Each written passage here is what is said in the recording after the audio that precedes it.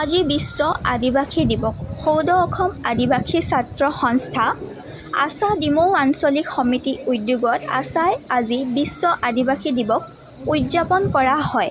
এই উপলক্ষে অনুষ্ঠিত ৰাজহুৱা সভাত সভাপতিত্ব কৰে ডিমৌ আঞ্চলিক সমিতিৰ সম্পাদক বিতু তাঁতীয়ে। উক্ত দিৱসৰ লগত সংগতি ৰাখি চিত্ৰাংকন প্ৰতিযোগিতা আয়োজন কৰা হয়। উক্ত চিত্ৰাংকন প্ৰতিযোগিতাত প্ৰায় 50 গৰাকীও ছাত্ৰ-ছাত্ৰীয়ে যোগদান কৰে।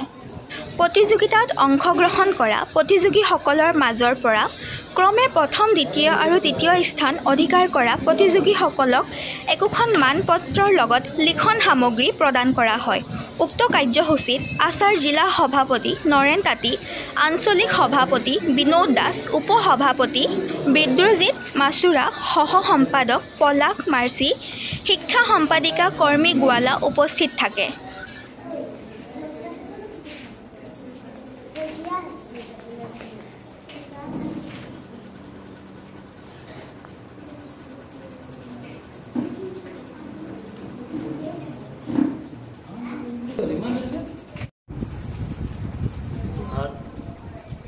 আজি 9 আগষ্ট বিশ্ব আদিবাসী দিৱস উপলক্ষে সমূহ অসমবাসী ৰাইজ আৰু ডিমৌবাসী ৰাইজক সৌদ অসম আদিবাসী ছাত্ৰ সন্থা ডিমৌ আঞ্চলিকৰ তৰফৰ পৰা বহুত শুভেচ্ছা জনাইছোঁ। আৰু সেই উপলক্ষে আজি কণ ছাত্ৰ ছাত্ৰীৰ মাজত এটা চিত্ৰাংকন প্ৰতিযোগিতা আয়োজন কৰা হৈছে আৰু প্ৰথম, দ্বিতীয়, তৃতীয় স্থান প্ৰাপ্তসকলক পুৰস্কাৰ আৰু মানপত্ৰ প্ৰদান কৰাৰ হ'ব। ধন্যবাদ।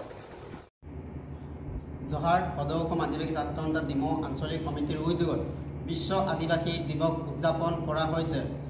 সমূহ অসমবাসীৰ লগতে ডিমৌবাসী ৰাইজক ডিমৌ আঞ্চলিক সমিতি হৈ আন্তৰিক শুভেচ্ছা জ্ঞাপন কৰিছোঁ। আৰু বিশ্ব আদিবাসী দিনাৰ আমি খৰাহাট বিনোদন কেন্দ্ৰত কণ ছাত্ৰ ছাত্ৰীসকলৰ চিত্ৰাংকন প্ৰতিযোগিতা অনুষ্ঠিত কৰা হৈছে। আৰু সেই অনুষ্ঠিত কৰা কণ ছাত্ৰ ছাত্ৰীৰ প্ৰথম, দ্বিতীয়, তৃতীয় স্থানত লাভ কৰাসকলক মানপত্ৰ প্ৰদান কৰা হৈছে।